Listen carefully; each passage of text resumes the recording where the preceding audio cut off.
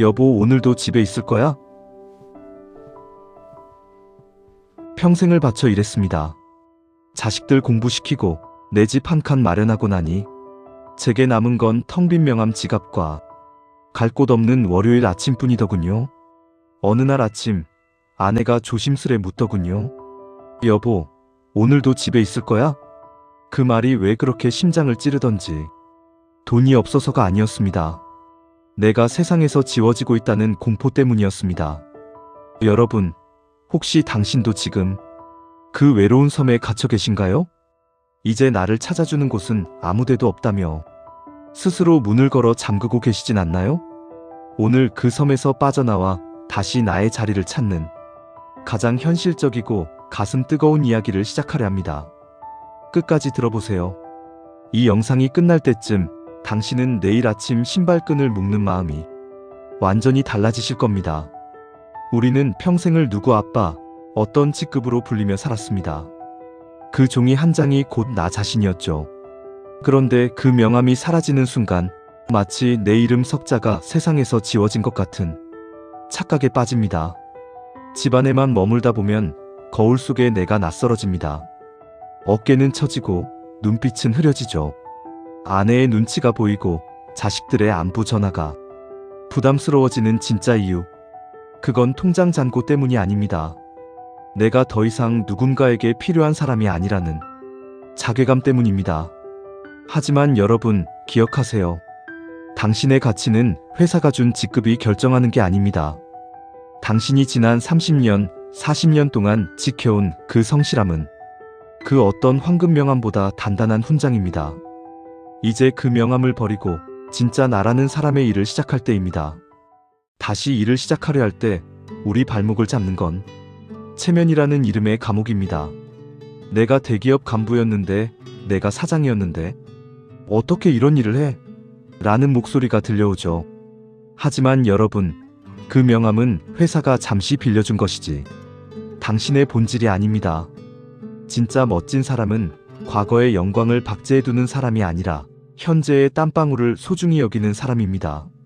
아파트 경비실에서 주민들에게 인사를 건네고 길가에 쓰레기를 줍고 실버 택배를 배달하는 그 손마디가 왜 부끄럽습니까? 오히려 그 손은 가족을 위해 다시 한번 자존심을 내려놓은 세상에서 가장 용기 있는 손입니다. 체면이라는 감옥문을 여는 순간 비로소 수만 가지의 새로운 기회가 보이기 시작합니다. 왕년을 버려야 진정한 오늘의 내가 보입니다. 남 부끄러운 일은 없습니다. 세상에 단 하나 부끄러운 일은 할 수 있는데도 가만히 앉아 세월을 탓하는 것뿐입니다. 나이가 들면 가장 무서운 병은 암도 고혈압도 아닌 고독입니다. 혼자 있으면 잡념이 생기고 마음이 아프면 몸 여기저기가 신호를 보냅니다. 그런데 일을 시작하면 신기하게도 병원 가는 횟수가 줄어듭니다.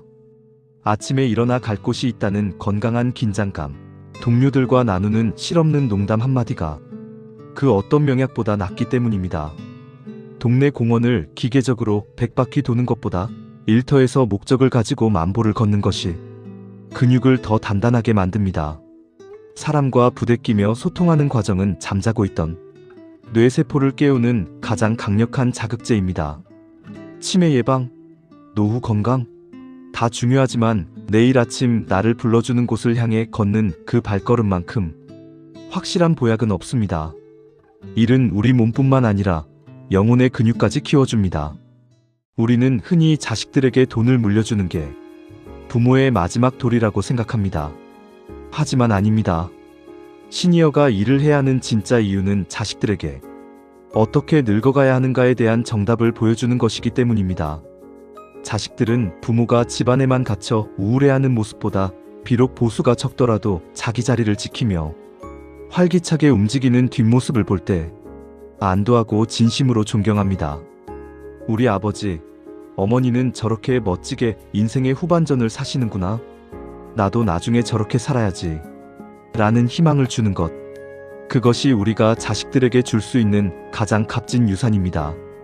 당신이 오늘 일터로 향하는 그 발걸음은 자식들이 먼 훗날 걸어갈 길을 미리 닦아주는 숭고한 행진입니다.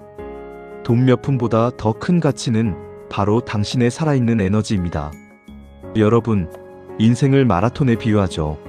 42.195km를 다 뛰었다고 해서 바로 쓰러져 잠만 자는 선수는 없습니다. 천천히 걸으며 숨을 고르고 응원해준 이들과 기쁨을 나눠야 하죠. 시니어의 일자리도 마찬가지입니다. 이제는 1등을 하기 위해 타인과 경쟁하는 시간이 아닙니다. 내 호흡에 맞춰 내가 즐거운 일을 하며 인생의 완주 지점을 향해 천천히 그러나 꾸준히 나아가는 과정입니다. 서툴러도 괜찮습니다. 늦었다고 생각할 때가 가장 빠른 때라는 말은 시니어에게 가장 절실한 진리입니다. 다시 신발끈을 묶으세요. 세상은 아직 당신의 노련한 지혜와 따뜻한 경험을 기다리고 있습니다. 당신의 심장은 아직 멈추지 않았고 당신의 이야기도 아직 끝나지 않았습니다. 아버지는 말씀하셨습니다. 사람은 끝까지 자기 일을 해야 한다고요. 그 일은 거창한 성공이 아닙니다. 오늘 하루를 성실히 살고 내 자리를 묵묵히 지키는 것. 그것이 우리가 인간으로서 가질 수 있는 마지막 품격입니다. 오늘 제 이야기가 여러분의 무거운 발걸음에 가벼운 바람이 되었기를 소망합니다. 혼자 고민하지 마세요. 우리 함께 일터에서 길 위에서 웃으며 만납시다. 이야기가 힘이 되셨다면 좋아요 한번 그리고 구독으로 인생의 동반자가 되어주십시오. 당신의 찬란한 내일을 진심으로 응원합니다. 시청해주셔서 감사합니다. 당신은 여전히 아름답고 여전히 세상에 꼭 필요한 사람입니다.